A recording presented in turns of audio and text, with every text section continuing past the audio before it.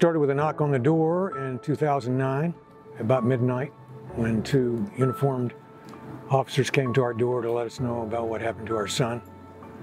He had been killed in Afghanistan the day before. And a couple of years went by, and we started thinking through that period, what could we do to make a difference? Because that was the reason that Dale gave us for joining the military. And we couldn't, we couldn't intervene with that statement. And he was a good man. He was 25, so he knew what he was doing. He was, old enough to make his own decisions. And so about 2 years went by, and we said, what can we do? And he was a mountain biker. He was a mountain climber. He was a scuba diver, a skydiver. He was quite the athlete. And it was really the kids that said, do you think we could build a bike trail? And we thought of this place because we knew it had a lot of amazing terrain, and that probably went on for about a year, didn't it? Well, I know the first time we came out here was in the middle of winter, and the lake was frozen, and it was a wonderland. We were just really taken with it, and we knew that Dale would be too. If you can imagine out here with your other children, their children, your friends, digging in the dirt for a while, it helped us heal. It really helped us heal. It's more than a name on a wall. They come in and they pause and they stop. I see their eyes water up, and they come with their kids and their grandkids and their spouses and their fiancés, and it's an opportunity to teach their kids the price of freedom. And that every time you see one of these young men or young women, you realize they had two parents. That's the way it works. They had 4 grandparents. They have aunts and uncles in most cases, brothers and sisters in many others. They had spouses. They had children. And you realize just that one picture, how many lives have been touched by the sacrifice that was made for those young men and women. It's a different experience on this side. We like to say we're a part of a club that we hope no one ever joins, but once you're in it, you can tell the story like no one else can. If you lose someone in time of war,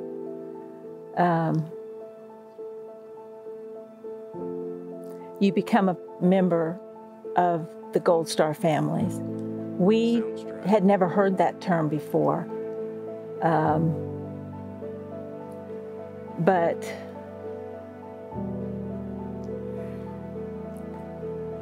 we definitely have become familiar with it, because as we've met other Gold Star families through the years,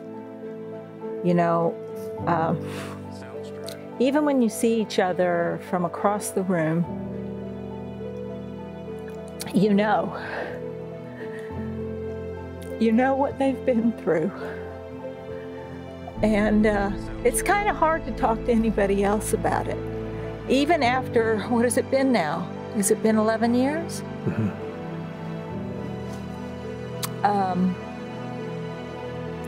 And you start looking for those license plates, and sometimes other people find you and point at your tag and give you a thumbs up and let you know that they know. And it's brought comfort through the years.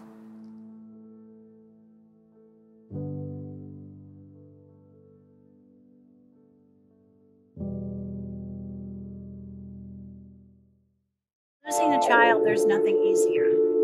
You can't even put a time frame on that. You just go at your own pace. My name is Kimberly Thompson, and I'm from Brown County, Indiana.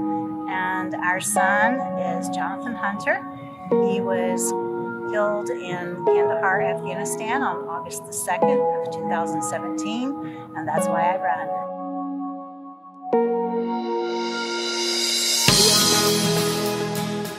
Early April of 2019, our SOS coordinator invited us to a luncheon, and so we reluctantly went. And while we were there, she also suggested that we volunteer for the mini marathon. And we were like, oh, okay. And so at that point in time, I was not running, okay? But someone says to me, "Are you a runner?" And I said, "No, I don't run. I'm 53 years old. I don't run." And so a week later, I say to my husband, "I think I'm going to start running." Some silence. So I started running, and that was because I wanted to train to run in the mini marathon because I wanted to see the Gold Mile. It would be such an honor to go through there and see all those young men and women that have served our country so valiantly. And when I run, I always think of him, and I always think of our fallen soldiers, and I think about what they have sacrificed, and I get time to think, and I get time to reflect on what these soldiers have done for us and the sacrifices they have made and the sacrifices their families have made. Being a Gold Star mother is never something I ever wanted to be. I didn't aspire to be that. My paternal grandmother was a Gold Star mother and didn't realize what it meant until August the 2nd of 2017. The initial shock, and that's exactly what it was, that I had to get through in that stage for a long time. Some people may not. It's just different for each and every person, but I would highly suggest that no one ever be hard on themselves, because you can't judge your time frame by my time frame. Everybody is different. It's just be kind to yourself and you'll get through it. You will. You will get through the fog, but you will never get past the loss. Hello everybody, my name is Laura Gonzalez and I am a mother of a hero. Let me tell you a little story about a true American hero. There are so many American heroes, but I want to tell you this story about my son, Zachariah Gonzalez. He is our true American hero.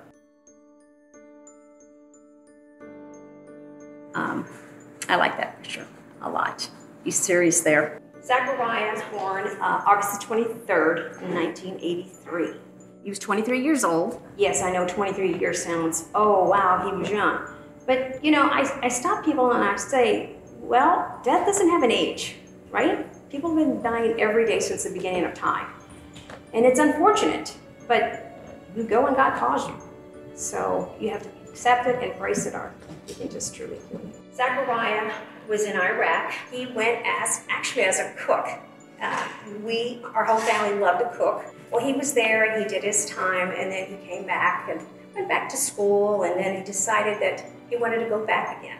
So he re-enlisted, and he had to train all over again, and this time he chose a different MOS. He chose the front line. So, I mean, I can't believe that he did this twice. I don't know who does that, but obviously it's something that he was very adamant about. He definitely loved his country. He was so true. Like I said, I don't know anybody who can go twice. I understand people go in and come out and then change even branches, but it wasn't too long after he came out, he decided he needed to go back. So, and that's what's also comforting to me, is because it's not about who did what or who was in the White House. It's not even nothing to do with that. It has to do with that's what Zach really wanted to do. That was one of his wishes. Because of that, Zach has brought so many wonderful things to our family. We have actually a new family now because I told my husband, I really want to meet the rest of Zach's boys. And he looked at me and said, well, why? And I said, well, because I want to know the rest of the story. I wasn't there. He was gone for 14 months. I want to know who served alongside of him the last 14 months of his life. And so on 2007 is when he was killed. So the following year in 2008 of May, Memorial Day, we opened the house and I said, I want Zach's boys to come. And so little by little, one by one, there was one, and then there was two, and now here it is 13 years later, and every Memorial Day, we have an open house for all of Zach's boys, and it's wonderful because it's really healing for both of us, I say. Zach's boys, they call me Mama Gonzo, but they've coined me Mama Gons. So they say, Mama Gons, it's incredible what you and Papa Gons do because you have lost the most and sacrificed the most, but yet you're opening your house to all of us, which is incredible because we have a wonderful big barbecue, because that's what you do in Texas, you barbecue. So, and Zach loved barbecuing, oh my gosh. I'm so glad that I opened up my home, my heart. So it's wonderful. And I think, like I told my husband, I said, I don't think by hiding under the table on Memorial Day or even hiding under the table for his birthday or anniversary, I mean, what does that mean? What does that do? It's not about me. It's about Zach. It's about honoring him for his being, he existed. And like I told my children, I said, I'm not gonna run for Zach's birthday or anything. I'm like, he never ever existed. He was a part of our lives. He's my son. I'm not gonna hide. You know, I still, even though Zach is not here, which he changes his zip code, that's what I like to say, because he's still here with us, you know. I think what happens when we lose a loved one or having to say goodbye to a loved one, I think they truly die when you stop talking about them.